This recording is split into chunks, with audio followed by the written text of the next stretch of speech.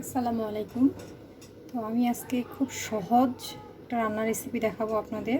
এটা আজকে আমি সরিষার তেল প্লাস সয়াবিন তেল দুটো দিয়ে রান্না করব।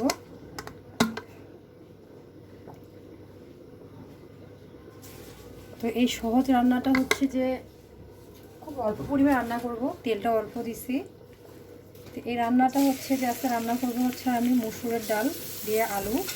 এটা হচ্ছে আমাদের ম্যাক্সিমাম মানুষেরই পছন্দের একটা খাবার। তা আমি কিভাবে রান্না করি সেটাই আজকে আপনারা দেখাবো। চলুন দেখা যাক।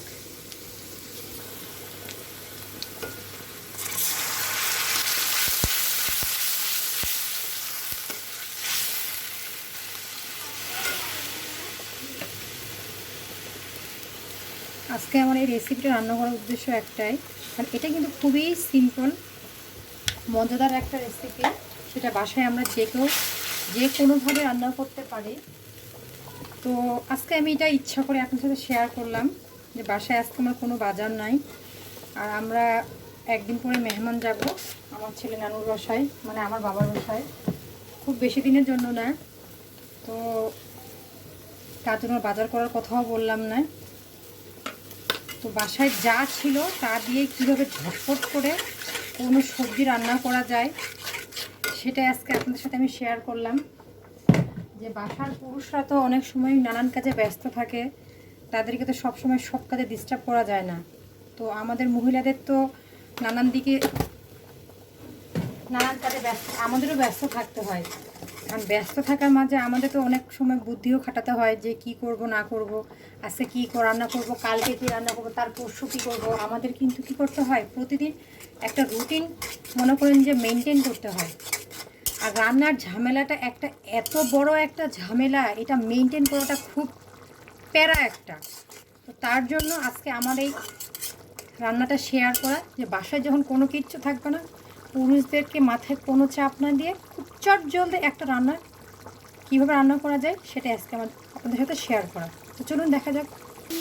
তো দেখুন আমার মশলাটা কষানো হয়ে গেছে। তো আমি এখানে গোটা কয়েক কোয়া রসুন কোয়া দিয়ে দিলাম, আর এখানে আমার ডাল, আলু, টমেটো দিয়ে দিলাম। এখানে ডালটা শুধু রান্না করা যায়, আবার আলু দিয়েও করা যায়। তো এখানে আমি আলু দিতে আসছে কারণ আমার ছেলের আলুটা অনেক পছন্দের। আমি আরেকদিন আপনাদের রেসিপি দেখাইছি ডাল দিয়ে ডিম, সেটা অনেক ভালো লাগে। তো আজকে ডাল দিয়ে আলু। বাসায় যখন কোনো কিচ্ছু থাকবে না, জাস্ট ডালটা থাকে। ডাল তো আমাদের সবার বাসায় থাকেই, কিচ্ছু থাক বা না থাক ডালটা আলুটা থাকবেই। তো এই জন্যই আমি আপনার সাথে এটা শেয়ার করলাম।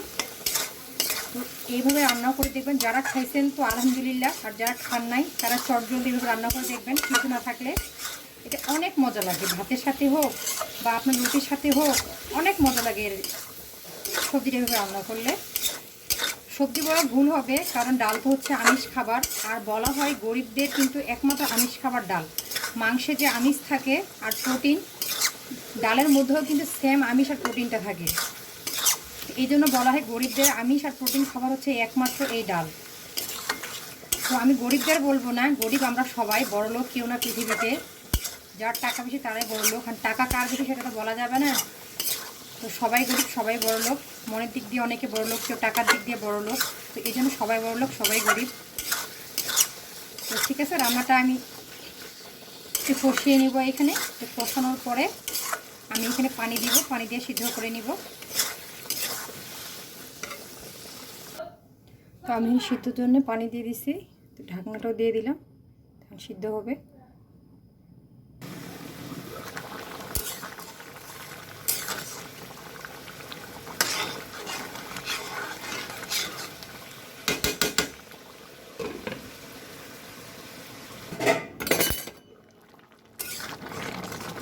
তো আমার রান্না এখানে হয়ে গেছে, সিদ্ধ হয়ে গেছে। এখানে আমি এখন এটা একটু ঝোল ঝোল করে নামাবো, কারণ ডাল কিন্তু আপনার একটু ঠান্ডা হলে শক্ত হয়ে যায়। এই জন্য আমি এটাতে বেশি জাল দিব না, আর পকোড়া করবো না। এই যে আমি জিরা গুঁড়া দিয়ে দিলাম। আর এখানে হচ্ছে আমাদের বিশেষ পরিচিত, বিশেষ পপুলার, এই যে আমি দিয়ে দিব এখন ধনিয়া। এটা না দিলে তরকারিটা ইনকমপ্লিট থেকে যাবে। এটা হচ্ছে আমার ছাদ বাগানের ধনিয়া, আর এটা হচ্ছে আমার একদম দেশি, যার কারণে দানাটা একদম চিকন চিকন। এটা ফ্যানটা এত বেশি সুন্দর, আমি যে ছাদ থেকে তুলে নিয়ে আসলাম, আমার হাতটা এখনও স্যান্ড করতেছে, অথচ তোলার আমার 1 ঘন্টা হয়ে গেল। তো হাতটা আমি সাবান দিয়ে ভালোভাবে ধুয়ে নিয়েছি, তারপরেও আমার হাতটা স্যান্ড করতেছে। এই যে আমার তরকারি রেডি। তো আপনাদের আমি ঢেলে দেখাচ্ছি। তো এই তো আমার ডাল দিয়ে আলু রেডি। তো প্রথম বিয়ের প্রথম যখন আমি রান্না পারতাম না, তো এটা আমি বেশি বেশি করে করতাম, আর আমার ভালো লাগতো। তো আর তখন থেকে আমার এটা বেশি ভালো লাগা। তো আপনারা যারা এখনও এটা খান নাই, বাসায় তৈরি করে দেখবেন, এটা 5 স্টার হোটেলকেও হার মানাবে। তো ঠিক আছে, আজকের মতো আল্লাহ হাফেজ, আসসালামু আলাইকুম। আর আমার নিত্য নতুন ভিডিও পেতে হলে অবশ্যই আমার চ্যানেলটা ঘুরে আসতে হবে, নেকমরত নিপা আক্তার আমার পেজ, অবশ্যই সেখানে একটা ফলো দিতে হবে। আর আমার পুরো ভিডিওটি পেতে হলে অবশ্যই আমার ইউটিউব চ্যানেলটিকে ঘুরে আসতে হবে, সেটা হচ্ছে ওখানে অবশ্যই একটা সাবস্ক্রাইব দিতে হবে, তাহলে আমার পুরো ভিডিওটা পেতে আপনাদের সাহায্য করবে। থ্যাংক ইউ, আসসালামু আলাইকুম।